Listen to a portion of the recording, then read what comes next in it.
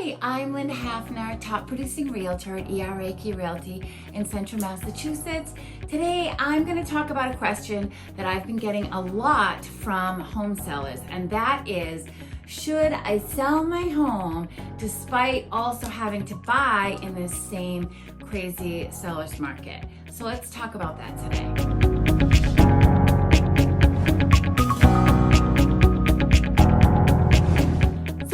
Talk about what I hear from home sellers, and that is, I don't want to sell my house because even though I could get a lot more money, I don't want to have to pay too much for a house. And as much as I understand that logic, if you really think that through and understand how real estate works, if you're getting significantly more for your house, then really when you go and you pay more for another house, it all ends up being a little bit of a wash. I mean, you have to be careful on both sides of it. Make sure that you're getting enough for this house to compensate for when you purchase this house. But there should be a way to easily do it. And if you think about it, what if it was reversed? What if we were in a buyer's market right now and you were trying to sell your house? Then you're at the disadvantage of being at the buyer's mercy. And yes, you can go buy a house more easily. So no matter what way you do it, no matter what market you're in, it's going to have consequences on one side if you are selling and have to buy again. So why not sell now when the interest rates are really low? You will at least somewhat compensate for having to pay more for the house with the low interest rate. And as a seller, you're gonna get top dollar for your home. And if you play your cards right, really you should find a way to make that work for you financially. So the main question, should I sell my home even though I have to buy? In my opinion, yes. It's really not going to matter significantly whether you wait, because on the other end, you're going to be paying on either the seller side or the buyer side. It should even itself out. So as far as that goes, that piece of the puzzle you can kind of put to rest. But there are other pieces of the puzzle that you need to consider if you do want to sell and buy at the same time. And there are certain steps you have to take and certain considerations you need to take into consideration due to the high competitiveness of the market. One of those is, whether or not what type of loan you would need. If you need an FHA or VA or USDA loan, this isn't the time for those loans. If you can use the cash from the sale of your house to purchase another house to upsize or downsize, awesome, that's ideal. If you need a loan in addition to the money you're getting from your house,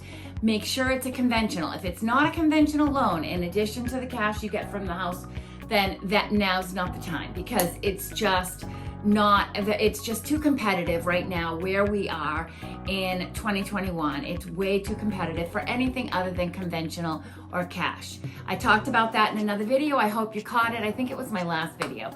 So I hope you will catch that and get more in-depth information on that video. The main reason I really believe that it's still a good time to sell, even if you have to buy, is because of the interest rates. The interest rates are low, and it's still going to give you that edge in when you go and you purchase a home. Okay, it's still going to help you be able to get more house for your money with the interest rates low. And they're not going to stay this low forever. They've been low for a long time, and I would be very surprised if they stay this low. And it does make a big difference in your mortgage payment. So that's a really good positive reason why to consider, not putting the whole thing off and hoping that, in a couple of years prices will be better, or in another year prices will be better. Yeah, prices may be better, but interest rates go up. It's what are you really saving? And that's what I think a lot of people are so worried about, paying too much for a house. They're not looking at the whole picture. And I'm encouraging people to look at the whole picture. What is the consequence of waiting? If the interest rates go up and you end up paying more that way, you're trying to save money. Look at the whole picture. And the interest rate is a big thing. Also, if you have a house to sell and you sell your house for more money, that extra money that you get, whether it be 30 or 50,000 over the asking price, which right now is what is kind of a trend I'm seeing. If that is the situation, that extra money you can take and use it toward your purchase. You're not going to be able to do that when the market shifts. You're not going to have the extra money. So now it's, again, to me, I feel like it's a wash. It's all going to even out. So it shouldn't prevent you from wanting to sell for that reason. And then, the third main reason to consider selling, if it's on your mind, is that, this is the easiest possible time to have an easy transaction and sell your home. I've talked about this in many other videos. Check them out. What would be your biggest challenge to buying right now if you have a home sale contingency? That is going to be the biggest challenge right there, is the contingency. We are right now in a hyper accelerated seller's market where the fewer contingencies you have, the increased chances you have of being the one in 8 to 12 offers being the accepted offer. Okay, especially if you're going for that new, shiny, bright, move-in ready, everything is ideal type of a home. If you're willing to do work on the home, you're willing to do updates, change wallpaper, upgrade to granite, pick that kind of house, you're gonna have a little more flexibility because you're not gonna have as much competition. But if you are going after the very much sought after, excellent condition homes, you're gonna be in for a challenge. I hate to say this, but you will be one of the least favorable offers they receive because you have that automatic home sale contingency, which means that if anything goes wrong with the sale of your home, it affects the sale of their home. And any wise, experienced list agent is gonna know that and going to discourage them from accepting your offer unless your offer stands out in other ways, money, terms, things like that. So those are some things that can overcome those obstacles, but all of this needs to be looked at together. Another obstacle that you are going to face is that it's going to require more patience because you're not going to be the first offer that they're going to accept in a multiple offer situation if you have the home sale contingency as a condition in order to purchase their home. But another option that you might want to consider, I know it's becoming a little bit more of a newer trend in order to get the house because it is so competitive and there are 8 to 12 offers or even 6 offers on a house. It's a lot of offers on these move-in ready, ready to go homes. So they're borrowing money against their retirement fund, taking that cash out, paying for the home with cash, and then once they get in the home, then you can do like a refinance. They call it something else, and there are conditions and terms that you need to investigate with a lender to find out all the financials that are involved in that. You can't finance 100% of the new home, but I think there's a limit of like 70 or 75%. It may vary depending on the lender, but it's an option, and it's a really good option if you have the funds in a retirement fund available that you could potentially use to purchase the home. Instead of having a home sale contingency, it's going to help you get your offer accepted much quicker. If you don't have that resource available, then you have to state in the offer to purchase that you do have a home sale contingency, and that means patience. You're probably not going to be the first offer. It may take you several offers before you get your offer accepted, but that's okay. I mean, if it takes a little bit longer, and buyers, the buyer of your house in this market, they're more willing to wait because homes are so hard to find. So in that sense, you should be all set. It's just a matter of getting through the process. So yes, you should still sell even if you are going to buy in this crazy seller's market. But I have to be honest with you, you do have to do it in a very chronological order of how you proceed through the process. Let's talk about that briefly so that you can have a little bit of a heads up. You can't go house hunting, for example, and attempt to put in an offer on a house if your house isn't even on the market, because no one will even consider your offer. Houses that go on the market right now are selling in 1 to 3 days. 1 to 3 days. That does not give you enough time to get your house listed on the market, sold under agreement, and everything that the list agent of that home is going to want in order to accept their offer. They won't even consider it for a minute.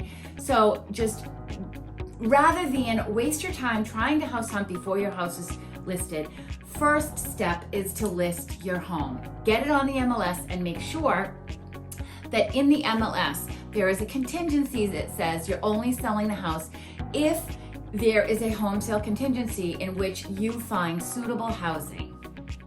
So what that means is that you are not willing to sell your house unless you have a place to go.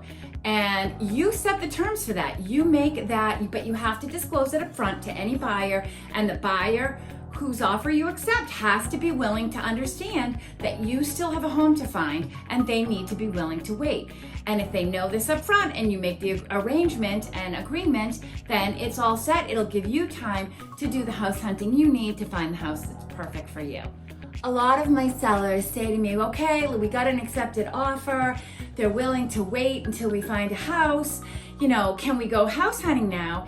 And the reality is that if you want your offer to be accepted in this extremely accelerated market, no, you still can't quite do house hunting because you don't want to get disappointed. I can't tell you how disappointing it is if you're not ready and the list agent's ready to accept offers and you just can't get there in that amount of time.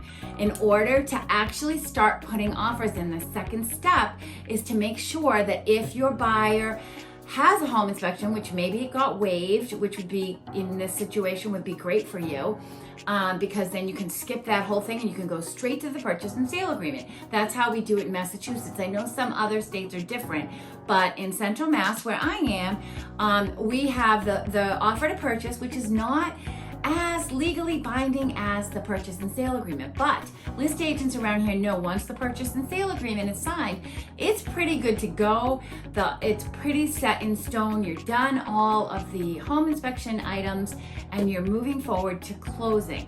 When you have a fully signed purchase and sale agreement, you're good to go. So now that your house is all set and ready to go, you are ready to pounce on any available home that comes on the market that you love. And the third step that you're gonna need in this process is a little bit more patience than normal and faith that it will work out. You really, truly have to have faith that things are going to be okay. This is where a lot of my clients waver quite a bit, and I keep the faith and I'm trying to keep them to stay with me. Not always easy because there's a lot on the line and it is stressful. I am not going to say, but it's stressful in any market. It's stressful in a buyer's market too. There are always going to be stresses involved in buying and selling a home at the same time. It's a stressful thing, but that's why you get an experienced, knowledgeable agent to help guide you through step by step, give you the recommendations you need, and how to present the strongest offer for each particular house depending on each house individually. So it can be done. It can be done. It just is a little bit more challenging in this market. If you have any questions, I hope you'll reach out to me. 508-942-7923. And please, by all means, check out some of my other videos. I hope you find them helpful and I hope it makes it an easier process for you. Bye.